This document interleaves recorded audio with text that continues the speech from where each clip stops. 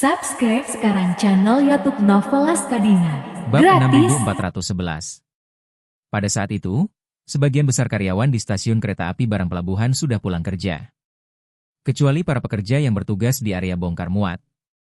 Pada dasarnya tidak ada orang di tempat lain. Di malam hari, Charlie dan Duncan, dipimpin oleh petugas yang bertanggung jawab, tiba di bagian rel yang tidak jauh dari stasiun bongkar muat. Kemudian, setelah kereta dari Duke Mining dilepas dari gandengannya, lokomotif itu akan berhenti di dekat situ untuk bermalam. Charlie berencana menunggu pengemudi menghentikan mobil di sini. Kemudian kendalikan pengemudi, lalu naik ke mobil untuk memeriksa catatan mengemudi. Tak lama kemudian, suara peluit kereta terdengar dari kejauhan. Dan beberapa menit kemudian, sebuah kereta barang bermuatan fosfat perlahan memasuki stasiun. Instruksi pengiriman berasal dari radio genggam yang dibawa oleh orang yang bertanggung jawab. Kemudian jalur kereta api secara otomatis berganti arah dan mengarahkan kereta ke peron tujuan. Para staf kereta api dan puluhan karyawan yang bertanggung jawab atas bongkar muat sudah menunggu di sini. Kereta api baru saja berhenti, dan petugas kereta api bertanggung jawab untuk melepaskan lokomotif dari gandengannya. Dan para pekerja bongkar muat telah mulai mengangkut fosfat di dalam kereta keluar. Kemudian, di bawah arahan petugas operator, lokomotif itu mengemudikan lokomotif tersebut ke tempat parkir yang telah ditentukan. Charlie telah menggunakan energi spiritualnya untuk melakukan penyelidikan. Hanya ada satu masinis di kereta itu. Dia tidak memiliki kemampuan kultivasi dan bukan seorang prajurit. Dia mungkin bukan anggota Warriors Den. Ketika kereta berhenti dan mematikan mesinnya, pengemudi itu mendorong pintu hingga terbuka dan mundur perlahan dari tangga yang tinggi. Dia sudah menginjak anak tangga terakhir dan bisa turun dengan melompat ke samping. Pada saat itu, tiba-tiba dia merasakan seseorang menepuk ujung celananya dari belakang. Dia terkejut dan menoleh ke belakang untuk melihat seorang pria Asia sedang menatapnya. Dia marah dan mengira pihak lain sedang mempermainkannya. Tepat ketika dia hendak berbicara, tiba-tiba pikirannya menjadi kosong. Kemudian, dia melihat pria Asia itu membuat gerakan memanjat ke arahnya. Dan seluruh tubuhnya naik tanpa terkendali. Duncan berteriak dalam bahasa Prancis dari belakang. Dan pihak lainnya segera membuka kembali pintu dan masuk ke dalam kabin kereta. Charlie dan Duncan mengikuti dan masuk ke dalam taksi. Kemudian Duncan memerintahkannya untuk membuka catatan mengemudi hari ini. Pria itu segera menghidupkan kembali lokomotif tersebut. Mengklik layar LCD persegi di samping. Dan membuka semua video catatan perjalanan hari ini. Duncan meminta waktu sejenak lalu berkata kepada Charlie, "Pak Wade, dia melakukan total 4 perjalanan hari ini. Dan perjalanan terakhir menuju Duke Mining. Perusahaan Kereta Api Nasional Maroko telah melengkapi Duke Mining dengan sejumlah gerbong barang. Pada umumnya, setelah Duke Mining memuat barang, mereka menarik gerbong kosong dan kemudian mengangkut gerbong yang sudah penuh muatan. Agar pengemudi tidak perlu menunggu proses pemuatan. Dia tiba di Duke Mining 3 jam kemudian, menghentikan mobilnya. Memastikan jumlah gerbong dan segel, lalu pergi. Seperti yang dia katakan, dia meminta pihak lain untuk memutar video di layar. Setelah menyeret bilah kemajuan, pihak lain menyingkir dan dengan hormat memberi isyarat undangan kepada Duncan. Dalam gambar tersebut, terlihat kereta api yang akan memasuki area pemuatan Duke Mining.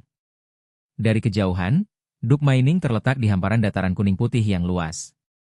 Di tempat kereta api lewat, terdapat area penambangan fosfat milik Duke Mining di kedua sisinya. Dan sejumlah besar mesin teknik beroperasi dengan kecepatan tinggi di area pertambangan. Yang agak aneh adalah bahwa di area penambangan fosfat yang luas dalam gambar tersebut, banyak pekerja sedang membangun dan mengelas menara besi yang tingginya setidaknya 20 hingga 30 meter. Struktur keseluruhan menara besi tersebut mirip dengan struktur menara saluran tegangan tinggi. Kecuali bahwa sebuah platform untuk orang berdiri di las di bagian tengah dan atas. Dilihat dari perawakan para pekerja dalam video tersebut, dapat disimpulkan bahwa setidaknya 7 atau 8 orang dapat berdiri di atasnya secara bersamaan. Setidaknya ada selusin menara besi seperti ini di seluruh area pertambangan.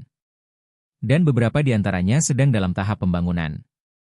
Duncan menghentikan tayangan layar, menunjuk ke menara-menara besi ini, dan berkata kepada Charlie, "Tuan Wade, menara-menara besi ini seharusnya digunakan sebagai peringatan. Sepertinya mereka memang sedang memperketat keamanan sekarang." Charlie mengangguk dan berkata, "Medan di sana sangat datar. Dan ini semua adalah area penambangan fosfat. Tidak ada gedung-gedung tinggi di luar. Ketinggian menara besi ini cukup untuk mengamati dari jarak jauh. Jika dilengkapi dengan peralatan keamanan profesional, membobol masuk memang tidak mudah.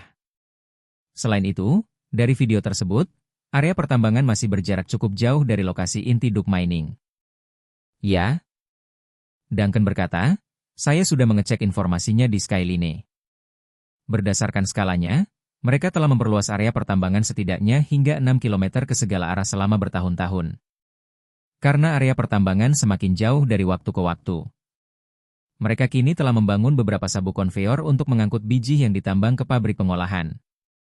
Jika mereka benar-benar menembus dari pinggiran, akan sangat sulit untuk menembus jarak sejauh itu.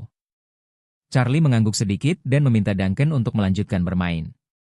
Kereta api dalam video itu semakin mendekat ke kilang minyak. Seluruh kilang minyak itu tampak seperti penjara, dikelilingi oleh tembok beton yang tinggi. Ada ranjau paku dan kabel tegangan tinggi yang tergantung di atas dinding. Meskipun rel tersebut mengarah langsung ke dalam kilang. Terdapat juga pintu pagar besi tebal di pintu masuk rel kereta api. Bab 6412.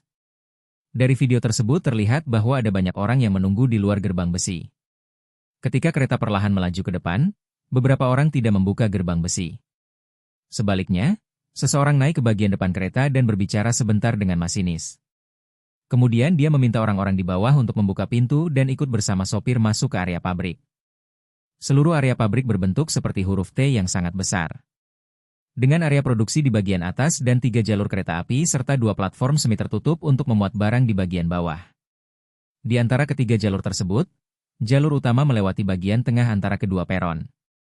Dan di sisi lain dari kedua peron tersebut terdapat 2 jalur kedatangan dan keberangkatan.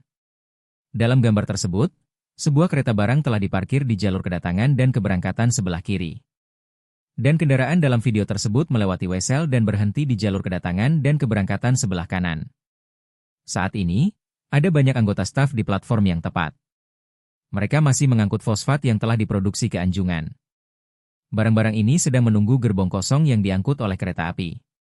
Begitu kereta tiba, mereka akan mulai memuat gerbong-gerbong kosong. Namun, Charlie dan Duncan dapat memahami tujuan dari tindakan mereka tersebut. Para pengangkut barang ini kuat dan tampak seperti ahli bela diri. Mereka sibuk di peron saat kereta memasuki stasiun. Saya rasa tujuan sebenarnya adalah untuk mengawasi kereta yang memasuki stasiun setiap saat untuk mencegah musuh menyerang. Setelah kereta dalam video tersebut berhenti total, ia terlepas dan mulai mengubah arah. Kemudian, ia menarik kereta api yang sudah bermuatan barang dari sisi seberang menuju garis keberangkatan. Seluruh proses tersebut tidak memakan waktu terlalu lama. Selalu ada hampir 100 anggota staf dari berbagai jenis di platform di kedua sisi Duke Mining. Setelah itu, lokomotif menyelesaikan perubahan arah melalui jalur utama. Dan setelah menunggu sekitar 10 menit, mobil itu pun pergi meninggalkan pabrik. Setelah menonton video itu, Charlie tak kuasa menahan napas. Duke Mining ini sekarang sudah kokoh seperti batu karang. Terutama area pabrik inti, yang dibangun seperti penjara. Terdapat area penyangga yang sangat terbuka di luar. Sangat sulit untuk masuk secara diam-diam. Satu-satunya kesempatan mungkin adalah kereta api. Duncan mengangguk, menanyakan beberapa patah kata kepada pengemudi, dan berkata kepada Charlie. Sopir itu mengatakan bahwa alasan mengapa Duke Mining dijaga ketat seperti penjara terutama karena mereka telah menangani banyak kasus kejahatan berat dalam beberapa tahun terakhir. Suatu kali, seseorang menyelinap ke area pabrik dan membunuh 2 staf keuangan mereka serta merampok jutaan dolar. Seseorang lain menyelinap ke area pabrik dan mencuri peralatan presisi senilai jutaan dolar. Fosfat sering dicuri. Kasus-kasus ini kemudian menjadi kasus yang tidak terpecahkan. Duke Mining sangat tidak puas dengan penanganan kasus oleh polisi setempat. Jadi, hal itu memperkuat dirinya sendiri. Charlie tersenyum dan berkata, ini terdengar seperti rencana penyiksaan diri yang ditulis dan diarahkan sendiri. Penguatan buta akan menimbulkan kecurigaan. Namun, dengan sengaja merekayasa beberapa kasus serius sebelumnya, kita bisa mengikuti arus dan membuat pembelaan penguatan menjadi masuk akal dan sah secara hukum. Ya? Duncan mengangguk dan berkata, saya juga berpikir mereka sedang mencari masalah. Lalu dia berkata, Tuan Wade, tempat ini sudah tak tertembus. Sekarang mereka telah memperluas pertahanan ke wilayah pinggiran dan akan segera memasang peralatan berteknologi tinggi. Begitu hal-hal ini sudah diterapkan, saya khawatir akan sulit untuk masuk. Charlie menyentuh dagunya dan berpikir. Waktu sangat terbatas. Kita harus masuk sebelum peralatan baru mereka digunakan.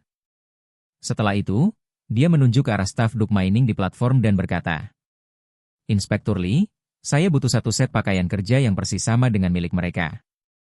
Apakah ada cara untuk mendapatkannya? Selain itu, kita perlu mencari cara untuk menunda waktu pengiriman barang mereka besok. Sebaiknya tunggu hingga malam hari sebelum berkendara. Kalau begitu, saya akan masuk bersama kereta pengiriman. Ketika Duncan mendengar bahwa Charlie menginginkan pakaian kerja yang sama dengan mereka, dia buru-buru bertanya. Tuan Wade, apakah Anda berencana bersembunyi di gerbong barang untuk menyelinap masuk? Ya. Charlie berkata, aku akan mengikuti kereta yang penuh penumpang itu. Meskipun mereka memiliki pencitraan termal atau detektor kehidupan, mereka tidak bisa menembus gerbong logam dan muatan barang yang penuh di dalamnya. Dengan cara ini, selama pintu tidak dibuka dan orang tidak masuk, mereka tidak akan menyadari kehadiranku. Sekalipun mereka melakukannya, itu tidak masalah. Ada puluhan dari mereka di peron itu. Kereta besok akan memiliki 20 gerbong. Pada saat itu, hanya 3 atau 4 orang yang akan masuk dari setiap gerbong untuk menurunkan barang.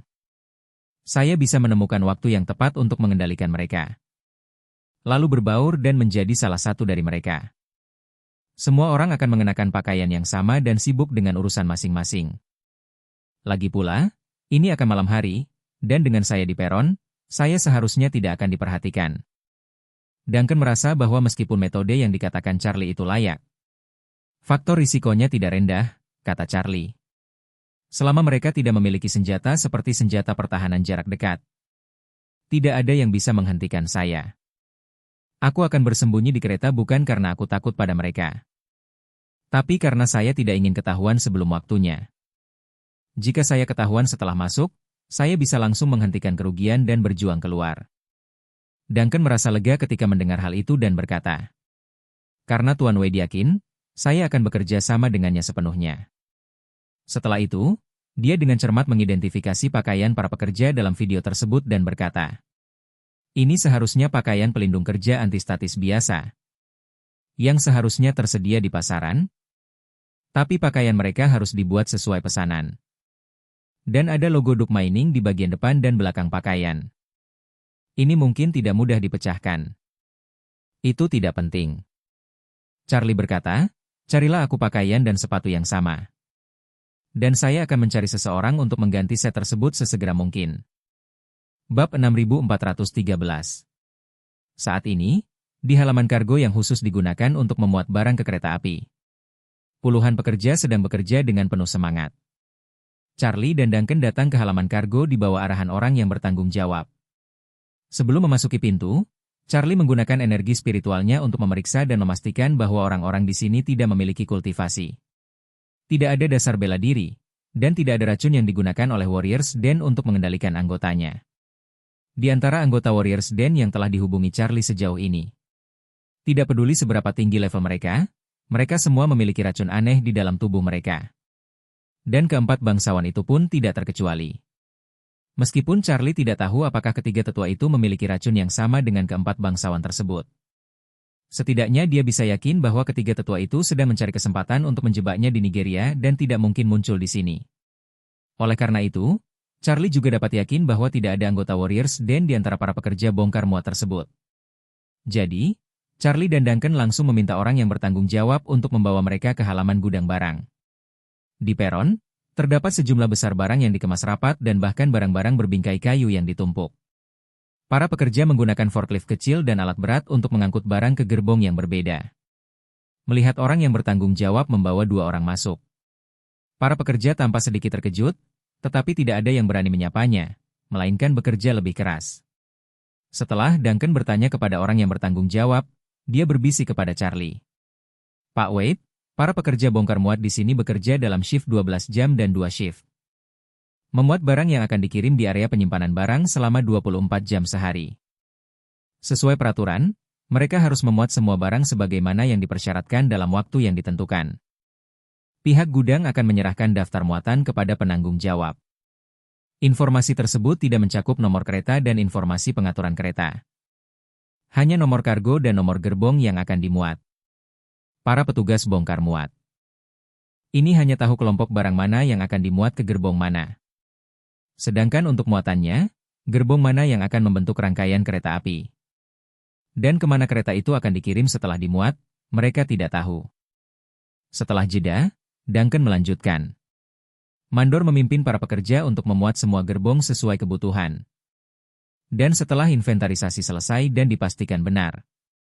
Setelah itu, kunci pengaman sekali pakai harus dipasang pada pintu yang tertutup. Lalu, benda itu bisa diangkut.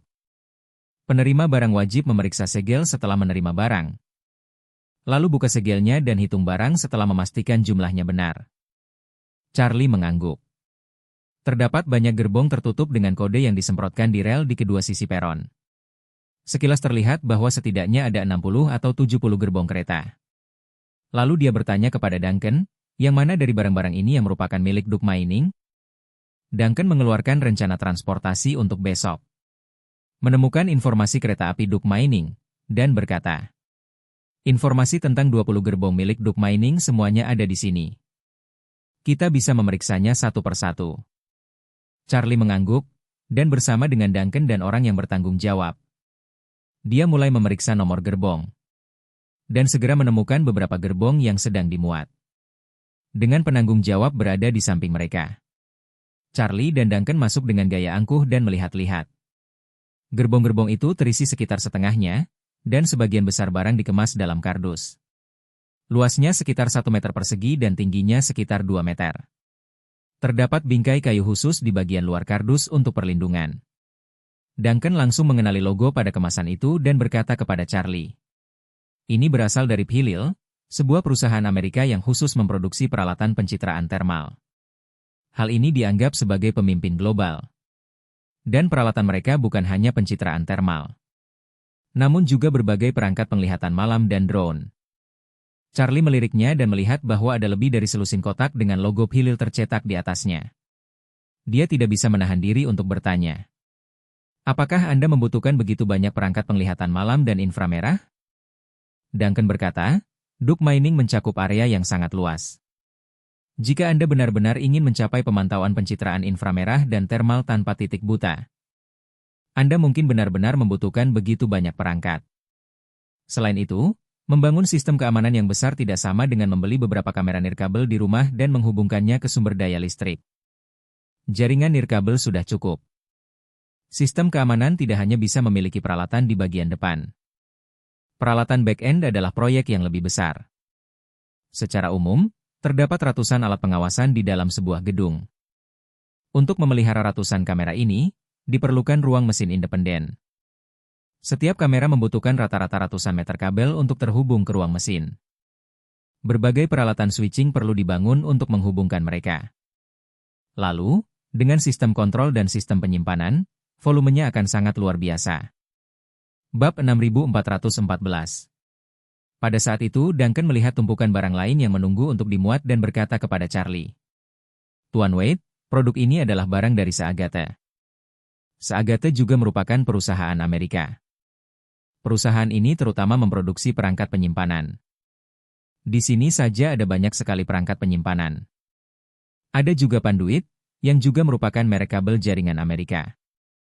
Sepertinya gerbong ini penuh dengan kabel jaringan. Area dalam radius beberapa kilometer, pemasangan kabelnya saja sudah tak terbayangkan. Setelah itu, Duncan dan Charlie juga memeriksa barang-barang di gerbong-gerbong lain. Pada dasarnya, mereka semua adalah merek-merek besar di bidang keamanan. Setelah memindainya, Charlie pada dasarnya dapat menyimpulkan bahwa Duke Mining belum membangun sistem pemantauan yang kuat. Namun, pengadaan peralatan ini merupakan investasi yang sangat besar. Setelah sejumlah peralatan ini tiba dan mulai digunakan. Dalam radius beberapa kilometer dari Duke Mining, seekor burung pipit yang terbang melintas akan terdeteksi oleh peralatan tersebut. Lalu Charlie berkata kepada Duncan, Inspektur Lee, izinkan I untuk mengambil detail transaksi antara More Trade dan Philil Group untuk melihat apakah daftar peralatan dapat ditemukan. Duncan berkata, seharusnya tidak ada masalah. Mohon tunggu, saya akan melakukannya. Bagi Ai, meretas suatu sistem bukanlah hal yang sulit. Ia dapat menemukan semua celah keamanan pada sebuah situs web atau server dalam waktu singkat. Kemudian, temukan data yang diinginkan pengguna dengan cepat. Tak lama kemudian, sistem AI tersebut menuai hasilnya. Mereka memperoleh detail transaksi antara Pillier dan Moretrade melalui celah kecil di server Pillier. Rinciannya mencakup ribuan perangkat pencitraan thermal dan penglihatan malam yang terpasang secara permanen. Selain itu, terdapat 1000 set perangkat genggam untuk satu orang. Bahkan radar peringatan dini tercanggih mereka pun masuk dalam daftar pengadaan. Ini seharusnya menjadi peralatan paling canggih di bidang sipil saat ini. Dan mereka membeli 6 set sekaligus. Setelah Charlie selesai membaca daftar itu, dia berkata kepada Duncan, "Sepertinya kita telah tiba di waktu yang tepat. Sistem keamanan Duke Mining belum dibangun. Memanfaatkan kesempatan ini, besok aku akan menyusup melalui jalur kereta api. Lalu, temukan cara untuk menerobos dari dalam setelah memasukinya." Duncan berkata, "Tuan Wade, kami berdua tidak mendapat bantuan sama sekali di seluruh Casablanca. Sangat sulit bagimu untuk menangani basis tentara maut yang begitu besar sendirian. Jika tidak ada bantuan, transfer skala besar selanjutnya kemungkinan akan sangat sulit." Charlie berkata, "Transfer skala besar ini tidak bisa terburu-buru. Saya ingin pergi dan melihat seperti apa situasi sebenarnya. Jika saya bisa mengendalikan situasi, saya bisa perlahan-lahan memikirkan solusi berdasarkan situasi sebenarnya." Kemudian, Charlie berkata, "Sebenarnya, akhir-akhir ini, isu shipping memiliki kapal yang masuk dan keluar dari pelabuhan Casablanca. Tapi Duke Mining terlalu jauh dari pelabuhan. Dan saya memeriksa, tampaknya beberapa kapal perang militer Maroko juga berlabuh di pelabuhan itu. Memindahkan ribuan orang di bawah hidung tentara. Situasinya sesulit mendaki ke surga. Jika kita benar-benar ingin menarik orang-orang dari Duke Mining, mungkin akan sulit melakukannya melalui laut. Dan kita harus menemukan jalan keluar lain." Duncan bertanya kepadanya, "Bagaimana jika kamu tidak bisa mengendalikan situasi setelah tiba di Duke Mining?" Charlie berkata, "Sulit untuk mengendalikan situasi ini. Ini tidak lain hanyalah karena orang-orang di dalam tidak mau bekerja sama. Secara logis, mereka telah diperbudak oleh sarang prajurit selama beberapa generasi. Dan mereka seharusnya tidak menolak untuk bekerja sama. Tetapi jika seseorang benar-benar tidak mau bekerja sama, maka pihak lain jelas berada di pihak yang berlawanan dengan saya. Dan aku hanya bisa memperlakukan mereka sebagai musuh." Setelah itu, Charlie menunjuk ke orang yang bertanggung jawab dan berkata kepada Duncan, "Inspektur Lee, tanyakan pada orang itu di mana letak lemari distribusi stasiun barang. Aku akan menghancurkan sirkuit di sini terlebih dahulu. Begitu sirkuitnya rusak, tidak mungkin untuk bekerja sepanjang malam ini. Dan tugas bongkar muat tentu saja akan tertunda hingga besok pagi. Dengan cara ini, semua kereta barang besok mungkin akan terpengaruh. Setidaknya tertunda selama 6 atau 7 jam. Lalu biarkan orang yang bertanggung jawab menyesuaikan prioritasnya. Dan tunda pengiriman barang Duke Mining hingga setelah pukul 4 sore besok." Bab 6415. 10 menit kemudian, dengan suara dentuman keras, seluruh stasiun barang itu diselimuti kegelapan. Kotak distribusi di sini mengalami korsleting karena panas berlebih. Dan seluruh stasiun barang kehilangan pasokan listrik. Meskipun ada seorang teknisi listrik yang bertugas di departemen logistik. Dia langsung menyerah setelah datang untuk melihat-lihat. Seluruh kotak distribusi harus diganti. Dan aksesorisnya perlu dipesan besok. Jika Anda ingin aliran listrik pulih, Anda harus menunggu setidaknya hingga besok malam. Tanpa aliran listrik, tidak ada penerangan di lokasi. Jadi, semua pekerja untuk sementara waktu meninggalkan pekerjaan dan kembali besok pagi untuk melanjutkan pekerjaan. Kantor manajemen menunda semua pengiriman kereta api untuk besok. Dan orang yang bertanggung jawab atas kantor manajemen. Atas instruksi Duncan, dia menjadwalkan kereta api menuju Duke Mining untuk berangkat pukul 5 sore besok. Setelah rencana penundaan tersebut dikonfirmasi, staf mulai menghubungi klien dan memberitahu pihak lain tentang situasi tersebut, yang tentu saja termasuk Moretrade, yang memiliki hubungan erat dengan Duke Mining. Ketika orang yang bertanggung jawab di Moretrading mendengar bahwa waktu pengiriman tertunda setidaknya 10 jam, Dia sedikit marah dan memarahi seseorang di telepon. Barang-barang kami sudah lama menunggu untuk datang dari Amerika Serikat. Proyek ini sudah tertunda jauh lebih lama dari rencana semula. Sekarang kau akan menunda kami selama seharian penuh. Bukankah ini terlalu tidak bertanggung jawab? Orang yang bertanggung jawab itu berkata dengan tak berdaya. Sistem pasokan listrik di seluruh area kargo telah lumpuh. Kita tidak bisa memaksakan bongkar muat barang di tengah malam dengan penerangan yang tidak memadai. Saya melihat bahwa Anda mengirimkan instrumen presisi. Jika terjadi kesalahan, kami tidak sanggup menanggung tanggung jawabnya. Jika Anda memberikan pernyataan penolakan tanggung jawab, saya akan membiarkan para pekerja memuatnya untuk Anda dalam keadaan gelap. Ketika pihak lain mendengar hal ini, kemarahannya mereda. Sebenarnya, pesanan barang tersebut sudah dilakukan sejak lama. Namun, banyak markas Warriors dan perlu meningkatkan keamanannya. Dan ada banyak peralatan semi-militer atau bahkan militer di antara mereka. Mereka juga membutuhkan waktu lama untuk menyelesaikannya. Dan kapal itu telah hanyut di laut selama lebih dari 10 hari. Sekarang setelah area tersebut berhasil dibersihkan dan dimasuki dengan aman. Hanya tersisa 200 km terakhir. Dia tidak berani mengambil risiko apapun. Meskipun waktunya tertunda 1 hari, dia tetap bersabar demi pengiriman barang-barang ini dengan aman ke Duke Mining dan memberi instruksi. Terlambat 1 hari tetaplah terlambat 1 hari. Peralatan kami mahal, dan tidak boleh ada kesalahan. Orang yang bertanggung jawab berkata, jangan khawatir. Kami hanya khawatir barang-barang tersebut akan rusak. Kami meminta semua pekerja untuk menghentikan pekerjaan segera setelah terjadi pemadaman listrik. Asalkan efek pencahayaannya bagus besok. Kami akan segera memulai pekerjaan tanpa menunggu sirkuit diperbaiki sepenuhnya. Kami akan melakukan yang terbaik untuk memastikan keamanan barang dan berusaha untuk tidak melakukan kesalahan apapun. Itu bagus. Pihak lain juga tahu bahwa tidak ada cara lain lagi, jadi dia berkata, apapun yang terjadi, mohon kirimkan barangnya besok. Orang yang bertanggung jawab menjamin, pengiriman besok tidak akan mengalami masalah. Anda bisa tenang. Kami akan menghubungi narahubung penerima barang sebelum kereta berangkat. Dan paling lambat pukul 6 sore besok. Setelah mendapatkan jaminan, pihak lain tidak mengatakan apapun lagi. Dia mengucapkan beberapa kata sopan lalu menutup telepon. Melihat bahwa pihak lain telah menerima kenyataan bahwa waktu keberangkatan ditunda, Charlie berkata kepada Duncan, Inspektur Lee, tanyakan kepada petugas yang bertanggung jawab tentang jadwal kerja besok. Duncan segera bertanya kepada pihak lain, lalu memberitahu Charlie. Pak Wade, posisi manajemen mereka ada dalam 2 shift. Yang satu beroperasi dari jam 8 pagi sampai jam 4 sore, dan yang lainnya dari jam 4 sore sampai tengah malam. Akhir-akhir ini dia bertugas dari jam 4 sore sampai tengah malam. Dan akan bertugas pukul 3.30 sore besok. Oke, kata Charlie. Sekian untuk hari ini. Kami akan datang lagi besok sore. Ingatkan dia bahwa dia tidak boleh menceritakan kepada siapapun apa yang terjadi setelah bertemu kita hari ini. Duncan segera mengingatkan pihak lain dalam bahasa Prancis. Dan pihak lainnya memiliki petunjuk psikologis dari Charlie. Jadi, wajar saja jika dia menuruti instruksi dari Duncan. Kemudian keduanya meninggalkan kantor manajemen dan berjalan kembali ke hotel. Keesokan harinya, Duncan memanfaatkan keunggulan bahasanya untuk menemukan pemasok produk perlindungan tenaga kerja di Casablanca. Dan membelikan 1 set pakaian pelindung kerja untuk Charlie.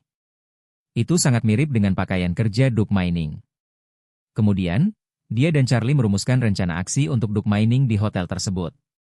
Karena kali ini mereka menyelinap masuk dengan tenang, Charlie tidak terburu-buru. Asalkan sebagian besar pengawal kavaleri Adipati Mining dapat bekerja sama dengannya dan membiarkannya mengambil alih situasi secara keseluruhan dengan lancar. Dia bisa memastikan bahwa tidak ada berita yang akan bocor. Jadi tidak perlu terburu-buru memindahkan pasukan kavaleri dan pasukan maut ke sini. Namun, Charlie juga sangat yakin bahwa karena dia ingin memberikan serangan kejutan ke Warriors Den. Dan suruh ketiga tetua dan pejabat tinggi kantor gubernur tentara kanan meninggalkan Nigeria dan ungkap jejak mereka. Pangkalan Duke Mining harus dihancurkan. Oleh karena itu, bagaimana cara memindahkan ribuan orang masih menjadi masalah besar bagi Charlie.